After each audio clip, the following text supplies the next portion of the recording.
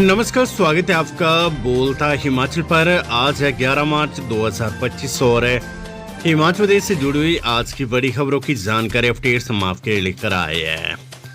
हमेशा की तरह आप इस वीडियो को लाइक कर दीजिएगा। चैनल पर नहीं जुड़े चैनल को आप सब्सक्राइब जरूर करें। पेश है आज की सबसे बड़ी खबरें। हिमाचल प्रदेश में 29 मार्च को सायंकालीन सत्र में होगी 12वीं कक्षा की अंग्रेजी की परीक्षा। हिमाचल प्रदेश स्कूल शिक्षा बोर्ड 8 मार्च को रद्द हुई 12वीं कक्षा की अंग्रेजी विषय की परीक्षा का आयोजन अब 29 मार्च को करेगा। ये परीक्षा प्रदेश भर में 2300 परीक्षा केंद्रों में दूसरे सत्र में साय 2 से 5 बजे तक आयोजित होगी। इस परीक्षा को लेकर स्कूल शिक्षा बोर्ड ने शेड्यूल जारी कर दी है। इस परीक्षा के दौरान प्रदेश भर में नियमित और राज्य मुक्त विद्यालय के तहत आते 93,494 के करीब विद्यार्थी परीक्षा देंगे। तो सायंकालीन सत्र में 2 से 5 बजे तक ये परीक्षा होगी। 29 मार्च को ये परीक्षा करवाई जाएगी। बजट सत्र जीएसटी लागू होने से हिमाचल को घाटा, नए सत्र से निजी स्कूलों की भी होगी रैंकिंग। हिमाचल प्रदेश विधानसभा के बजट सत्र की सोमवार दोपहर बाद राज्यपाल शिव प्रताप शुक्ल के अभिभाषण के साथ शुरुआत हुई। 1.5 घंटे के अभिभाषण में राज्यपाल ने जन सरकार की उपलब्धियां गिनवाई। वहीं केंद्र से जीएसटी की क्षतिपूर्ति नहीं मिलने से हो रहे वित्तीय नुकसान का भी जिक्र किया। उन्होंने कहा कि मेरी सरकार ने टेम्परिंग राशि घाटा अनुदान के बावजूद पूंजीगत व्यय को कम नहीं होने दिया। राज्यपाल ने कहा कि प्रदेश में प्राइमरी स्कूलों से लेकर कॉलेजों तक सभी शिक्षण संस्थानों की रैंकिंग करने का निर्णय लिया है। हिमाचल प्रदेश देश का पहला राज्य है जहां सभी सरकारी शिक्षण संस्थानों की वार्षिक रैंकिंग की जा रही है। आने वाले वर्ष में निजी क्षेत्र के शिक्षण संस्थानों को भी इसमें शामिल किया जाएगा। राज्यपाल ने कहा कि सरकार ने महत्वपूर्ण 6 चुनावी गारंटियां पूरी कर दी है। ओपीएस वाली महिलाओं को चरणबद्ध तरीके से 1500 रुपए प्रतिमाह सम्मान राशि, 680 करोड़ रुपए की राजीव गांधी स्वरोजगार स्टार्टअप योजना, सभी सरकारी स्कूलों में अंग्रेजी मीडियम, गाय और भैंस के दूध खरीद के मूल्य में ऐतिहासिक वृद्धि की है। इसमें गोबर खरीद भी शामिल है। एक दुर्गम पहाड़ी क्षेत्र होने के कारण राज्य में पर्याप्त संसाधन उपलब्ध नहीं है। ऐसे में राज्य की निर्भरता केंद्रीय अनुदानों पर बहुत अधिक रहती है। जीएसटी के लागू होने के बाद राज्य की केंद्र सरकार पर निर्भरता और अधिक बढ़ गई है। बहुत सारे कर जो पहले राज्य सरकार की ओर से लगाए जाते थे अब जीएसटी में समाहित हो गए हैं। राज्य को जीएसटी के लागू होने से भारी नुकसान हुआ है। इसकी भरपाई केंद्र ने जीएसटी क्षतिपूर्ति के रूप में सिर्फ 5 साल तक ही की है। जुलाई 2022 से बंद हो गई है। 15 में वित्त आयोग ने वित्त वर्ष 2020-21 के लिए अपनी अंतरिम रिपोर्ट में 11,431 करोड़ रुपए का राजस्व घाटा अनुदान अनुशंसित किया था। यह अनुदान वर्ष 2022-23 के बाद प्रतिवर्ष तेजी से घट रहा है। वर्तमान वित्त वर्ष के लिए 6,252 करोड़ रुपए का राजस्व घाटा अनुदान अनुशंसित किया गया है और 15 में वित्त आयोग के अंतिम वर्ष में 3,257 करोड़ रुपए रह जाएगा। लाहौल स्पीति की एसपी होगी अब आईपीएस इल्मा अफरोज, सरकार ने किया तब्दील। हिमाचल प्रदेश सरकार ने आईपीएस एवं पुलिस अधीक्षक वर्दी इल्मा अफरोज को पुलिस अधीक्षक लाहौल स्पीति लगाया है।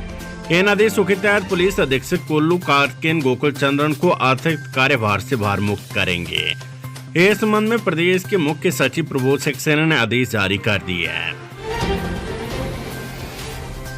सीएम सुख बोले कम संख्या वाले शिक्षण संस्थान होंगे बंद, बढ़ाएंगे सीटें, आने जाने का खर्च देगी सरकार। मुख्यमंत्री सुखविंदर सिंह सुक्खू ने राजीव गांधी राजकीय महाविद्यालय चौड़ा मैदान शिमला के वार्षिक समारोह की अध्यक्षता करते हुए कहा कि वर्तमान सरकार कठिन परिस्थितियों के बावजूद आत्मनिर्भर हिमाचल की नींव रख रही है। उन्होंने कहा कि राजनीतिक लाभ के लिए महज कुछ लोगों पर राज्य की क्षमता लुटाना उचित नहीं है, बल्कि समाज के प्रत्येक वर्ग को उसका अधिकार मिलना चाहिए। उन्होंने कहा कि राज्य सरकार व्यवस्था में सुधार के लिए अनेक फैसले ले रही और आने वाले समय में भी इस दिशा में कड़े कदम उठाए जाएंगे। मुख्यमंत्री सुखविंदर सिंह सुक्खू ने कहा कि शिक्षा में सुधार के लिए राज्य सरकार अगले शैक्षणिक सत्र से जिला मुख्यालयों पर राजकीय वरिष्ठ माध्यमिक स्कूलों में को एजुकेशन शुरू करेगी। उन्होंने कहा कि राज्य सरकार प्रत्येक विधानसभा क्षेत्र में चरणबद्ध तरीके से Rajiv Gandhi day boarding school खोल रही है और अगले सत्र से 10 ऐसे स्कूल कार्य करना शुरू कर देंगे। इन स्कूलों में स्विमिंग पूल, इंडोर स्टेडियम और खेल गतिविधियों के लिए बेहतर आधारभूत ढांचा उपलब्ध होगा।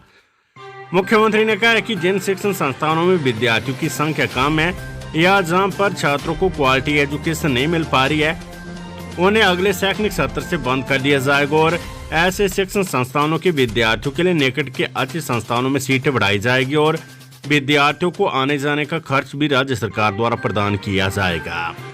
उन्होंने कहा कि आने वाले 5 वर्षों में हिमाचल प्रदेश की शिक्षा व्यवस्था को विश्व स्तरीय बनाया जाएगा, जिसके लिए राज्य सरकार के पास धन की कोई कमी नहीं है। उन्होंने कहा कि राज्य सरकार सुधार की दिशा में कदम उठाते हुए नर्सरी से लेकर जमा 2 तक शिक्षा का एक ही निदेशालय बनाने जा रही है। भाजपा प्रदेश अध्यक्ष डॉक्टर राजीव बिंदल बोले, सरकारी स्कूलों को बंद कर निजी स्कूलों को फायदा पहुंचा रही है सुकू सरकार। भाजपा के प्रदेश अध्यक्ष डॉक्टर राजीव बिंदल ने सरकार पर आरोप लगाया कि सरकारी स्कूलों को बंद कर निजी स्कूलों को फायदा पहुंचाया जा रहा है। कहीं न कहीं ऐसा लगता है कि वर्तमान सरकार की निजी स्कूलों के साथ मिलीभगत है। जहां भी स्कूल बंद होते हैं वहां नया निजी स्कूल खुल जाता है।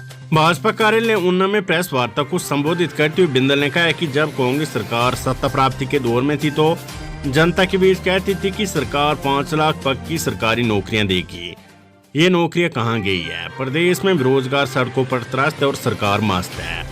उन्होंने कहा कि कांग्रेस सरकार एक और झूठ बोल रही है कि उन्होंने 5 गारंटियां पूरी कर दी है। इसके ऊपर कांग्रेस सरकार को श्वेत पत्र लाना चाहिए। अगर विपक्ष नौकरियों का प्रश्न विधानसभा में लगाता है तो केवल मात्र एक ही जवाब आता है कि सूचना एकत्रित की जा रही है। इसका मतलब आपके पास कोई भी आंकड़ा नहीं है। हिमाचल प्रदेश में अभी खत्म नहीं होगी पटवारी कानूनगो की हड़ताल। बैठक में राज्य कैडर की अधिसूचना वापस लेने की उठाई मांग। हिमाचल प्रदेश में चल रही पटवारी कानूनगो की हड़ताल फिलहाल खत्म नहीं होगी। बीते शनिवार को गगल हवाई अड्डे पर मुख्यमंत्री सुखविंदर सिंह सुक्खू से बातचीत के बाद संयुक्त पटवारी कानूनगो संघ ने वर्चुअल बैठक की है। पटवारी कानूनगो महासंघ के प्रदेश अध्यक्ष सतीश चौधरी ने बताया कि बैठक में सर्वसहमति से फैसला लिया गया कि जब तक सरकार पटवारी कानूनगो के राज्य कैडर की अधिसूचना को खत्म करने को लेकर पत्र जारी नहीं करती और महासंघ को बैठक के लिए आमंत्रित नहीं करती है, तब तक हड़ताल जारी रखी जाएगी। महासंघ ने आश्वासन के लिए मुख्यमंत्री का आभार जताया है। जिस दिन सरकार राज्य कैडर की अधिसूचना को निष्प्रभावी करने का पत्र जारी करेगी, उसी दिन प्रदेश के सभी पटवारी कानूनगो काम पर लौट आएंगे। बजट सत्र सीएम सुक्खू बोले, हम खैरात ने संविधान में दिए गए अधिकारों के तहत प्रदेश का मांग रहे हक। राज्यपाल के अभिभाषण से विधानसभा के बजट सत्र की शुरुआत हुई है। कांग्रेस सरकार ने व्यवस्था परिवर्तन के तहत जो नीतिगत बदलाव लाया है उसे अभिभाषण में प्रस्तुत किया गया है।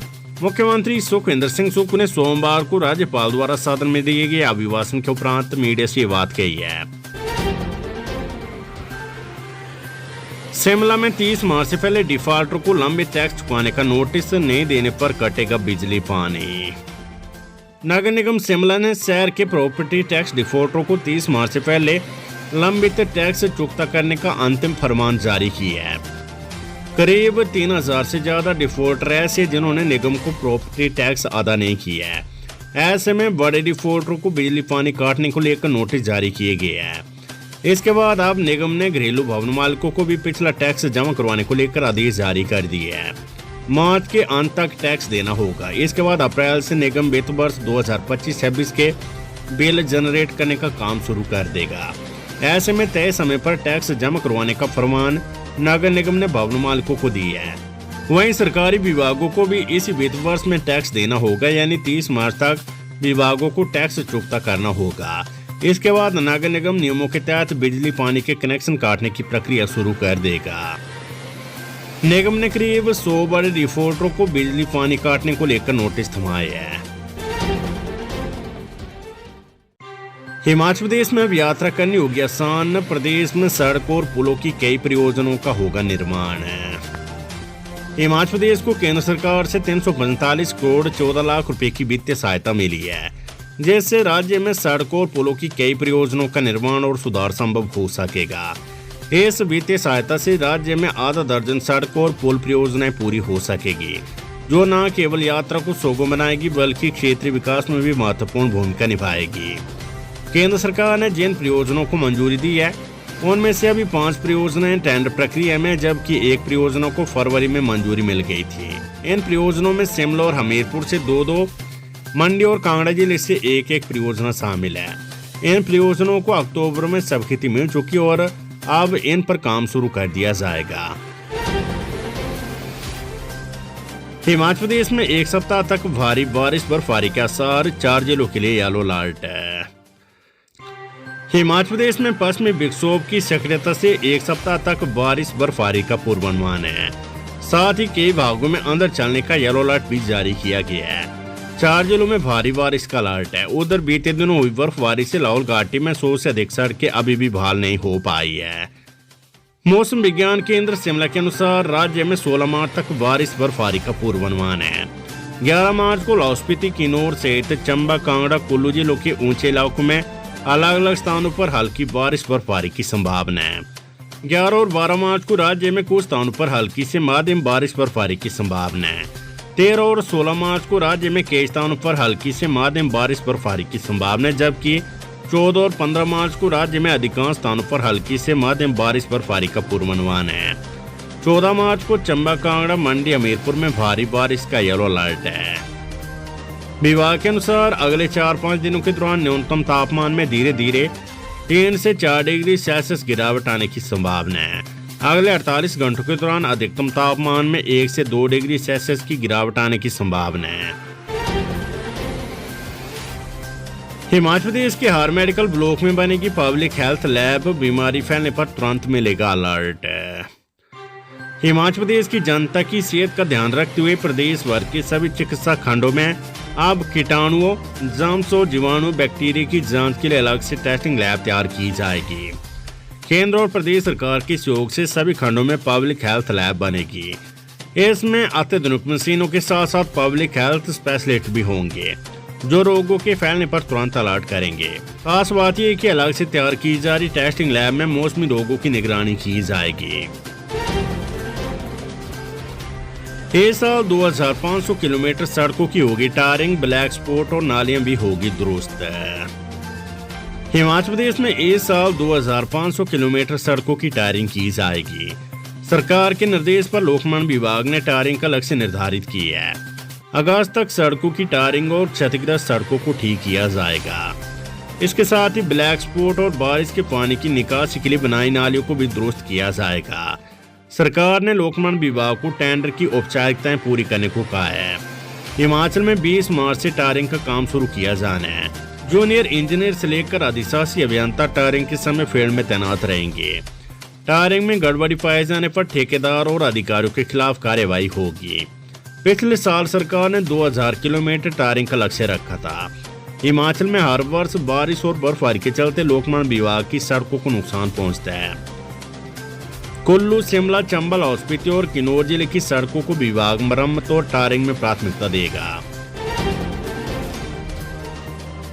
हिमाचल प्रदेश लोक सेवा आयोग के इंजीनियर सिविल के पदों पर ली गई ऑफलाइन स्क्रीनिंग टेस्ट का परिणाम घोषित है। हिमाचल प्रदेश लोक सेवा आयोग ने जल शक्ति विभाग में इंजीनियर सिविल के पदों पर ली गई ऑफलाइन स्क्रीनिंग टेस्ट का परिणाम भी घोषित कर दिया है। इसमें 49 उम्मीदवार उत्तीर्ण घोषित किए गए हैं। अब 25 मार्च को इन्हें इंटरव्यू के लिए बुलाया गया है। इसके साथ ही प्रदेश लोक सेवा आयोग ने प्रवक्ता, स्कूल न्यू इतिहास के पदों को होने वाली लिखित परीक्षा में 4 उम्मीदवारों के नाम रिजेक्ट किए हैं। डॉक्यूमेंट वेरिफिकेशन के दौरान ये उम्मीदवार अनुपस्थित पाए गए।